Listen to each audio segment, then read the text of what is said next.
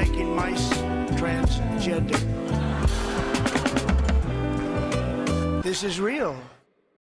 Hello and welcome. Today's video is a special surprise because I was caught a little off guard by the President's State of the Union address. Believe it or not, I was reassigned to a special project that was brought up during the address after I was in Bahrain. So, full disclosure, I worked on the transgender mice research project, and I wasn't a researcher like lead or anything, but I do want to share the documents I had access to and the sort of duties I carried out in my service to this country. So to talk about what I did, I used to dispose of the failed projects. Anyway, so I know what you're thinking. Sticky, that's absolutely rancid. How could you feed dead mice to your animals? And I want to make sure you guys are all aware that is not what happened. I fed them living mice who I was assigned to terminate, but I do have a weird history with animal breeding, and it made it hard for me to carry out a lot of the exterminations. When I was just a teenager, my grandfather on my dad's side passed away, and he used to breed pigeons for recreation. He would take them to shows and contests. We had a fair that we used to go to that he was a prominent pigeon breeder in, and after he passed, there was the sort of disbursement of the birds that he was responsible for. And after we had dispersed all the birds, there was still a newly hatched brood of birds for a special breed of pigeons that he was working on sort of genetically enhancing and stuff through a sort of pigeon eugenics program of sorts. Anyway, as a teenager with my dad, I went with him and we took care of the birds and we rallied them up into a bag and put them down. And what I'm about to get into is a little bit of a sensitive topic, so if exterminating animals bothers you, please keep listening because this happens all the time. It's not anything unique to the pigeon breeding world. We see it in Cyberlink. When I told my story of that in the Navy, it was interesting because the two other people that I was on watch with at the time, one of them shared that they had to put down a group of kittens, a litter of kittens, because they were barn cats and there's just not enough space in the ecosystem to support as many cats as were being sort of made. And so he would have to occasionally put down litters of kittens because you can't always find a home for all these kittens, and it's really upsetting. And the other person I was on watch with shared about the time that he had to put down 4 dogs with his shotgun because he was annoyed that they were barking. And I think that guy might have had issues beyond like the dogs barking, but I'm not a psychologist, so I'm not gonna get into that. Anyway, back to the pigeons that my grandfather needed put down. After we rounded up the birds and got them in the bag and put them down, there was one pigeon that remained. It was a neurodivergent pigeon who, due to some brain occurrence, she was incapable of flight. She would only sit there and shake, so her wings would go back and forth, but she would never be able to actually attain flight. She did have the use of her wings to slow her descent. She would be able to fall, say, 10 feet. And it was so incredible to me that a bird had made it through to the other side, and it's only one bird. So, I mean, I can take care of a bird. We don't have to, it's a special bird. And look, it even has the special ability of not flying, which happened to save its life in this instance. Like, that's something miraculous. And my dad and I, with my brothers, we all named the bird Pidgeotto because it had adapted a new trait that was unlike the rest of the brood. And at the same time, because it lacked flight, it wasn't quite Pidgeot. It was just stuck in that middle phase for its whole life. And we loved her. She was a wonderful pigeon, and I'm sure she's up flying in heaven now. You know, I'm not a religious person. I don't know what happens in the afterlife, but she experienced so much love in this world that I can't imagine if there is a higher power in an afterlife that he would gatekeep such a beautiful creature.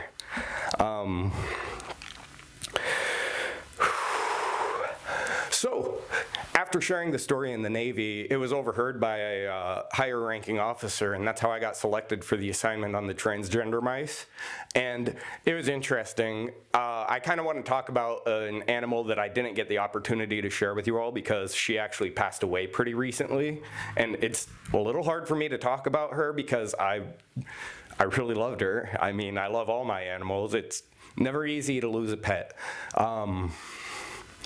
But I want to talk about her real quick because she was the companion to the mice as I would bring them home from work. Again, actually, hold on. Let's talk about the interview process because I was able to share my story of putting down the pigeons, and also I talked about how I had 2 snakes when I was growing up, so we'd feed them feeder mice, and I would love to share the story about Blue, the uniquely colored mouse, but that'll be a story for another day. Okay, back to it.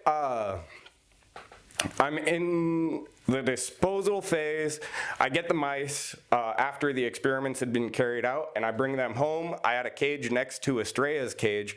Estrella was my pet hamster, by the way. She's the one that passed away recently. Actually, her name's pretty unique because it's not the Greek goddess. It's actually named after the boss in Demon Souls who... one moment, I have the story written down, actually. So those familiar with Demon Souls, you know who Estrella is, but if you don't know, I'll tell you now. The maiden Estrella loved the earth as much as she loved the goddess, and upon spreading the will of the goddess with the protection of her dedicated knight, Garl Vinland, the maiden came upon a curious city in a valley near Boletaria. The valley had once been home to a prosperous people, but due to its location, as Boletaria was built up, the waste of the city began to run through the valley. The maiden Estrella prayed to the goddess for the people of this valley, but the goddess was silent. And so the maiden ventured further into the valley. She witnessed the corruption happening to the city from the accumulation of filth. Yet she and her knight alone could not stop the waste of the city. And so the maiden prayed. But this time, she prayed to the demons, and in exchange for her mortal soul, she was granted immense power. And because she was pure of heart, she resisted the corrupting influence of the demons' souls she had been granted. Her knight would protect her, and she would protect the city, and thus the Valley of Defilement was able to slow the decay of their city. That is until the main character comes along and slays her on a sort of bloodthirsty rampage towards King Alant, but again, that's a story for another day.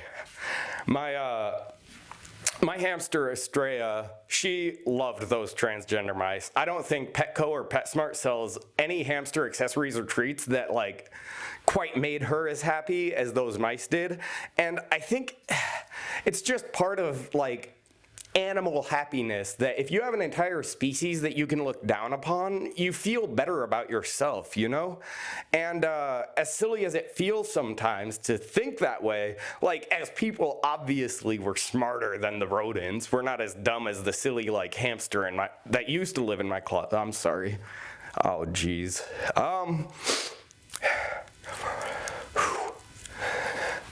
We're smarter though than the rodents, and I mean, obviously, as people, we don't engage in the same level of bigotry. Think how silly it is that Estrella looks down upon the 18 transgender mice out of the 32 mice I was able to bring home. And like, if you consider just Palantir gets in that closet for a day, it's game over for all of them. So, I mean, yeah, Estrella's really the top hamster of the closet. You know, we kind of have to keep ourselves in check when we're talking about, you know, others. That being said, though, I really appreciate you letting me share this story, and I'm really thankful to be able to spend my time with you. I still have to play Dark Souls for this week. I know I promised the Painted World of Ariamis. I've been really busy with midterms. My dad's coming into town, I think, tomorrow afternoon, so I will get to that. I promise. I am on spring break pretty soon, but I have to finish up some midterms first, and oh gee whiz. I mean, it's busy. It's been busy. It's always busy, but I mean, this week especially, I feel like I've really I'm excited for the break, and I hope during the break I have plenty of time to make videos for all of you. Thank you for listening to my story about that time I was working on the transgender mice research project. It's really weighed on me pretty heavily since I got out of the military. You all remember I got kicked out for being a trans person under the Biden administration, so I won't get into that too much. I mean, that's a story for another day. But thank you all for being here, and I just want to say, if I didn't break my NDA with the government, I'll see you all in the next one. Love you. Bye. We are opening up many of those power plants right now.